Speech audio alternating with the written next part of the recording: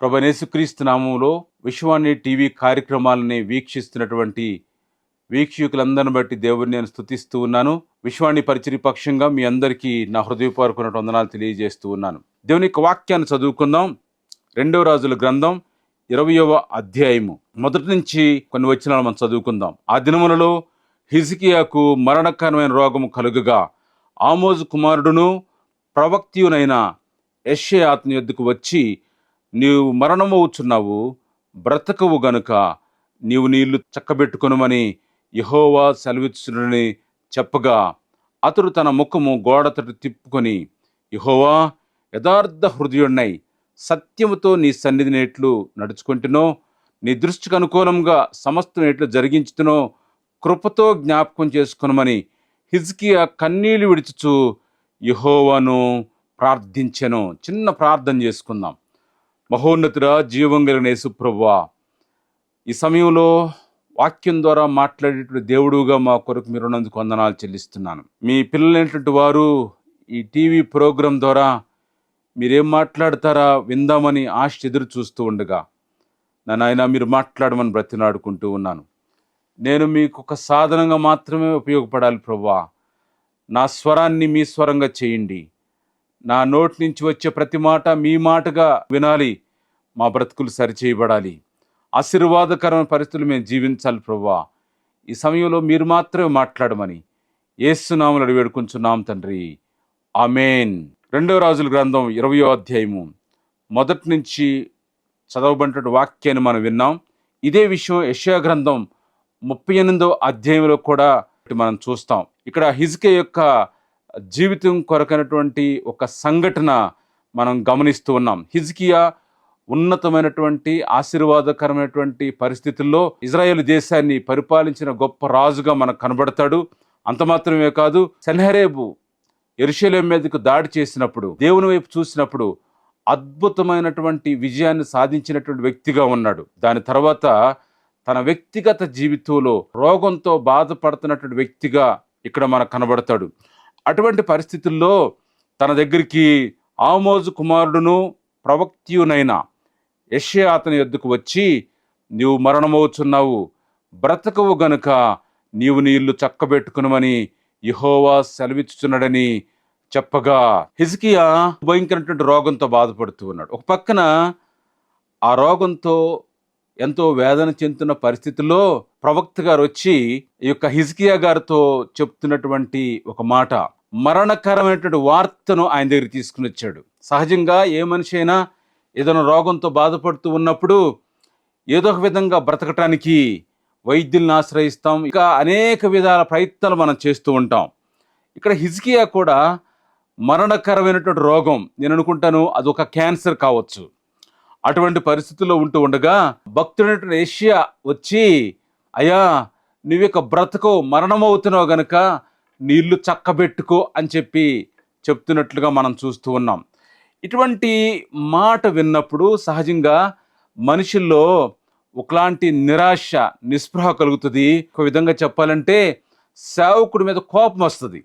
కానీ హిజ్కియా చేస్తున్నటువంటి ఒక గొప్ప పని ఏంటంటే, ఎప్పుడైతే ప్రవక్త ద్వారా ఈ వార్త వచ్చిందో, ఈ వార్త కూడా దేవుని నుంచి వచ్చిందని విన్నాడో, ఇమ్మీడియట్గా తను చేసినటువంటి పని ఏంటంటే, నిరాశ చెందకుండా, నిస్పృహకు లోనవ్వుకోకుండా వెంటనే తన యొక్క ముఖాన్ని గోడ వైపు తిప్పి అద్భుతమైనటువంటి ప్రార్థన దేవుని వైపు చూస్తూ తను చేస్తున్నట్లుగా దేవుని యొక్క వాక్యాన్ని బట్టి మనం చూస్తాం.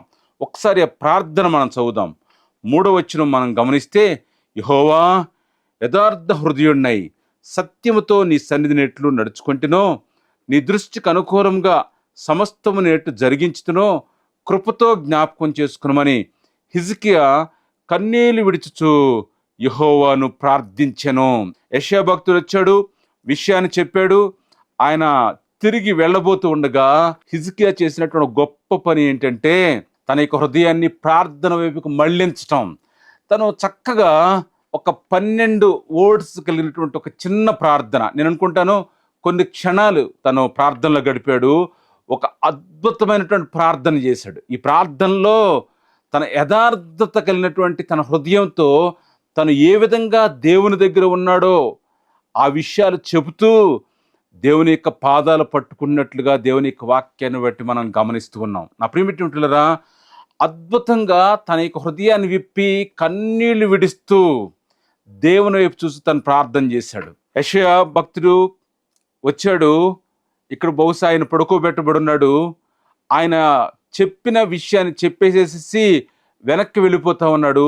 ఇంకా నడిమి శాలను దాటక మునిపే ఇమ్మీడియట్ రెస్పాన్స్ దేవుని నుండి ఒక జవాబు వచ్చినట్లుగా దేవుని యొక్క వాక్యాన్ని బట్టి మనం గమనిస్తూ ఉన్నాం. 4వ వచనం చూస్తే, యెషయా నడిమిశాలలో నుండి అవతలకు వెళ్ళక మునిపే యెహోవా అతను ప్రత్యక్షమై ఇలాగు సెలవిచ్చెను, నువ్వు తిరిగి నా ప్రజలకు అధిపతి అయిన హిజ్కియా యొద్దకు పోయి అతనితో ఇట్లము, నీ పితరుడైన దావీదునకు దేవుడకు యెహోవాకు సెలవిచ్చినదేమనగా, నీవు కన్నీళ్లు విడుచుట చూచితిని, నీ ప్రార్థన నేను అంగీకరించి ఉన్నాను, నేను నిన్ను బాగు చేసేదను అనేటువంటి ఒక గొప్ప వార్తను మనం ఇక్కడ చూస్తూ ఉన్నాం. హిజ్కియా ఎప్పుడైతే కన్నీటితో యథార్థత కలిగినటువంటి ప్రార్థన చేశాడో తన యొక్క ప్రార్థనకు ఇమ్మీడియట్ రెస్పాన్స్ని చూడగలిగాడు.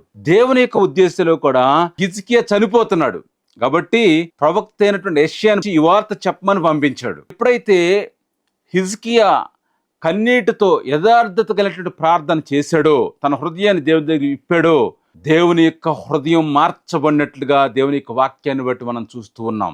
దేవుని యొక్క వాక్యాన్ని మనం చూద్దాం. మత్తయి సువార్త 18వ అధ్యాయము 18వ వచనం, భూమి మీద మీరు వేటిని బంధింతురో అవి పరలోకమందును బంధింపబడును, భూమి మీద మీరు వేటిని ఇప్పుదురో అవి పరలోకమందును ఇప్పబడినని మీతో నిశ్చయంగా చెప్పుచున్నాను. మరియు మీలో ఇద్దరు తాము వేడుకొని దేనిని గూర్చేనను భూమి మీద ఏకీభవించిన యెడల అది పరలోకమందున నా తండ్రి వలన వారికి దొరుకుని మీతో చెప్పుచున్నాను. భూమి మీద వేటిని బంధిస్తామో అది పరలోకమందు బంధింపబడుతుందంట. భూమి మీద మనం వేటిని ఇప్పుతామో అది పరలోకమందు ఇప్పబడుతుందంట. అంటే మన ప్రార్థనకి ఎంత శక్తి ఉందో దేవుని యొక్క వాక్యాన్ని బట్టి మనం చూస్తూ ఉన్నాం. నా ప్రియమైనటువంటి వాళ్ళారా, ఈరోజు మన భారతదేశంలో కావచ్చు, లేక మన ఆంధ్ర రాష్ట్రంలో కావచ్చు, అనేక చోట్ల మరణానికే అన్నట్లుగా ప్రజలు ఉంటున్నటువంటి పరిస్థితుల్లో, కొండల్లో, లోయల్లో, అడవుల్లో, ఎడారుల్లో అనేక మంది ప్రజలు మత్తు పదార్థాలు అలవాటు పడి, లేక ఆచార సాంప్రదాయాలకు లోబడిపోయి వారి యొక్క బ్రతుకుల్ని నాశనం చేసుకుంటున్న పరిస్థితిలో ఉంటూ ఉండగా, యెషయా భక్తుడు ఏ విధంగా అయితే వచ్చి ఒక వార్తను చెప్పినప్పుడు హిజ్కియా యొక్క జీవితం ప్రార్థనలోకి మార్చబడిందో, ఆ విధంగా అనేక మంది మిషనరీస్ ఆ కొండల్లో, లోయల్లో, అడవుల్లో మరణానికే అన్నట్టుగా మరణానికి జోగుతున్నటువంటి ప్రజల మధ్యకి దేవుని యొక్క వార్తను తీసుకువెళ్తున్నప్పుడు అనేక మంది వారి కొరకు ప్రార్థిస్తూ ఉండగా, అనేక మంది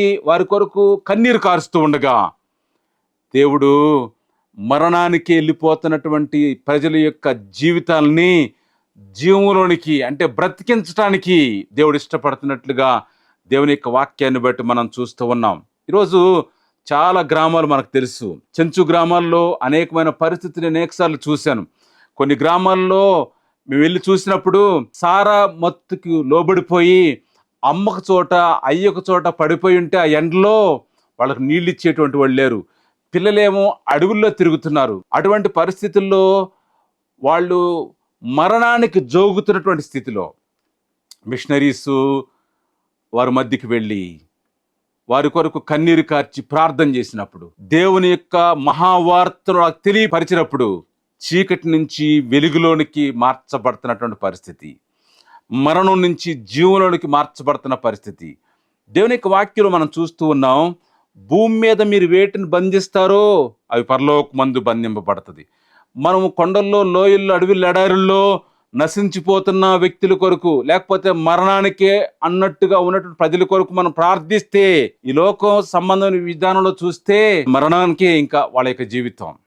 మనం ఆ మధ్యన వార్తల్లో కూడా చూసాం, చెంచు ప్రజల యొక్క లైఫ్ స్పాన్ తగ్గిపోతుంది, ఈ యొక్క జాతి అంతరించిపోయే జాతిగా ఆ మధ్యన పేపర్లో మనం చదివాం. అంతరించిపోతుందని ఈ లోకం అంటుంది. కానీ నేనేమంటానంటే, ప్రార్థిస్తున్నటువంటి మనం, వాళ్ళ కొరకు సపోర్ట్ చేస్తున్న మన ద్వారా దేవుడు అంతరించిపోవడం కాదు, వాళ్ళ బ్రతుకుల్ని ఆయన వెలిగించడానికి ఇష్టపడుతున్నట్లుగా చూస్తున్నాం. మరణకరమైన స్థితి నుంచి బ్రతికించగల శక్తి మన యేసయ్యకుంది. మనం ప్రార్థన చేస్తే, మనం కన్నీరు విడిస్తే మరణానికి పోతున్న వాళ్ళ బ్రతుకులు జీవులకు నడిపించబడతాయి. నా ప్రియమైనటువంటి మన ప్రార్థన ఎంత గొప్పది అంటే, భూమి మీద మనం వేటిని బంధిస్తామో అది పరలోకంలో బంధించబడుతుందంట. భూమి మీద మనం ఏది విప్పుతామో అది పరలోకంలో విప్పబడుతుందంట. మన ప్రార్థనకి ఎంత శక్తి ఉందంటే, పరలోకంలో ఉన్నటువంటి నిర్ణయాన్నే మార్చేటువంటి శక్తి, లేక దేవుని యొక్క నిర్ణయాన్నే మార్చే శక్తి మన యొక్క ప్రార్థనకు ఉన్నట్లుగా మనం చూస్తూ ఉన్నాం. నా ప్రియమైనటువంటివారా, నశించిపోతున్నటువంటి మన యొక్క భారతదేశంలో అనేక జాతులు, లేక మన రాష్ట్రంలో అనేక జాతులు రక్షింపబడాలి అంటే, మరణం నుంచి జీవులోనికి వాళ్ళు నడిపించబడాలి అంటే మన ప్రార్థన ఎంతో అవసరంగా ఉన్నట్లుగా దేవుని యొక్క వాక్యాన్ని బట్టి మనం గమనించవలసినటువంటి వారంగా ఉంటూ ఉన్నాం. మరియు మీలో ఇద్దరు తాము వేడుకొని దేనిని గూర్చేనను భూమి మీద ఏకీభవించిన అది పరలోకమందున్న నా తండ్రి వలన వారికి దొరికినని మీతో చెప్పుచున్నాను. ఏలయనగా ఇద్దరు ముగ్గురు నా నామమున ఎక్కడ కూడి ఉందరో అక్కడ నేను వారి మధ్యన ఉందునని చెప్పాను. హిజ్కియా వ్యక్తిగతమైన ప్రార్థన చేశాడు. వ్యక్తిగతమైనటువంటి జీవితంలో లాభాన్ని పొందాడు. అంటే తన యొక్క ఆయుష్ పొడిగించబడింది. ఇక్కడ చెప్తున్నటువంటి మాట, ఎక్కడ ఇద్దరు ముగ్గురు కూడి నా నామం పేట ఏకీభవిస్తారో వారి మధ్య నేను ఉంటానని చెప్తూ ఉన్నాడు. అంత మాత్రమే కాదు, ఇద్దరు ముగ్గురు నా నామం ఎక్కడ కూడి ఉందరో అక్కడ నేను వారి మధ్యన ఉందును, వారి యొక్క ప్రార్థన వింటాను అని చెప్పి దేవుడు చెప్తున్నట్లుగా మనం చూస్తూ ఉన్నాం. నా ప్రియమైనటువంటివారా, విశ్వాణి పరిచర్య పక్షంగా అనేక చోట్ల ప్రేయర్ సెల్స్ ఉన్నాయి. ప్రేయర్ సెల్స్ ద్వారా సపోర్ట్ చేస్తున్న మిమ్మల్ని అందరిని బట్టి దేవుని నేను స్తుతిస్తూ ఉన్నాను. నేను అంటాను, ఈరోజు భారతదేశంలో ఇన్ని తెగల మధ్య పరిచర్య జరుగుతూ ఉంది. ఇన్ని వేల మంది రక్షింపబడ్డారు. ఇన్ని వేల మంది మరణం నుంచి జీవనం నడిపించబడతారు. దానికి కారణం ఇద్దరు ముగ్గురు కూడి ప్రార్థించేటువంటి అనుభవం. మీరు ఇచ్చేటువంటి ఆ సమయం, కొంతమంది ప్రార్థించడం ద్వారా మనం ఏదైతే ప్రార్థన చేస్తున్నామో దేవుడు అద్భుతాలు చేస్తూ ఉన్నాడు. గ్రామాల్లో పరిచర్య జరుగుతూ ఉంది. నా ప్రియమైనటువంటివారా, మనం చేసే ప్రార్థన ద్వారా నశించిపోతున్నటువంటి అనేక గ్రామాల్లో నశించిపోతున్నటువంటి అనేక జాతులని, ప్రజల్ని జీవంలోకి నడిపించేటువంటి ఆ గొప్ప ఉన్నతమైనటువంటి స్థితిని దేవుడు ఇవ్వడానికి ఇష్టపడుతూ ఉన్నాడు. ఆలోచించేద్దాం. నశించిపోతున్న లేక చావునకు సిద్ధంగా ఉన్నటువంటి జాతుల కొరకు, ప్రజల కొరకు, మన ప్రజల కొరకు మనం ప్రార్థన చేద్దాం. మనం ప్రార్థన చేస్తే దేవుడు అద్భుతాలు చేయడానికి ఆయన ఇష్టపడుతూ ఉన్నాడు. దేవుడి మాటలు దీవించును గాక. చిన్న ప్రార్థన చేసుకుందాం. మహోన్నతుడా, జీవం కలిగిన యేసు ప్రభువా, మా ప్రార్థన వినేటువంటి దేవుడుగా మీరు మా కొరకున్నందుకు వందనాలు చెల్లిస్తున్నాను. హిజ్కియా వ్యక్తిగతంగా తన జీవితంలో ఎదురైనటువంటి అనారోగ్య పరిస్థితిని బట్టి ఆయన విసుక్కోకుండా ప్రార్థన చేసినప్పుడు తన జీవితంలో అద్భుతం మీరు చేశారు. తన ఆయుష్ని మీరు పొడిగింపజేశారు. ప్రభువా, మేము భూమి మీద దేన్నైతే బంధిస్తామో అది పరలోకంలో బంధించబడుతుంది. భూమి మీద మేము దేన్ని విప్పుతామో అది పరలోకంలో విప్పబడుతుందని మీ వాక్యాలు మేము చూస్తున్నాం తండ్రి. ఎక్కడైతే ఇద్దరు ముగ్గురు కూడి ఏకీభవించి ప్రార్థన చేస్తారో వారి యొక్క ప్రార్థన వింటానని చెప్తూ ఉన్నావు తండ్రి. ఈ సమయంలో నాయన మా భారతదేశంలో లేక మా రాష్ట్రాల్లో నశించిపోతున్న జాతుల కొరకు, లేకపోతే నాయనా మరణానికి అన్నట్టుగా ఉన్నటువంటి మా ప్రజల కొరకు ప్రార్థన చేస్తూ ఉన్నాం. దేవా, వారిని రక్షించగల శక్తి మీ ఒక్కరికే ఉంది ప్రభువా. మేము ప్రార్థిస్తే నాయనా పరలోకంలో గొప్ప అద్భుతాలు జరుగుతాయి. మా ప్రజలు దీవించబడతారు. కృపదైత్యమని అడుగుతూ ఉన్నాను. నశించిపోయే వారి పక్షంగా మేము మొర్రపెట్టేటువంటి వారంగా, మాకున్నటువంటి సమయాన్ని, ధనాన్ని నాయన వారి కొరకు వెచ్చించే వారంగా ఉంటాను. కృపదయచేయండి. మహిమ పొందమని యేసు నామములో వేడుకొంచున్నాం తండ్రి. ఆమేన్, ఆమేన్, ఆమేన్. Thank you very much. Praise the lord.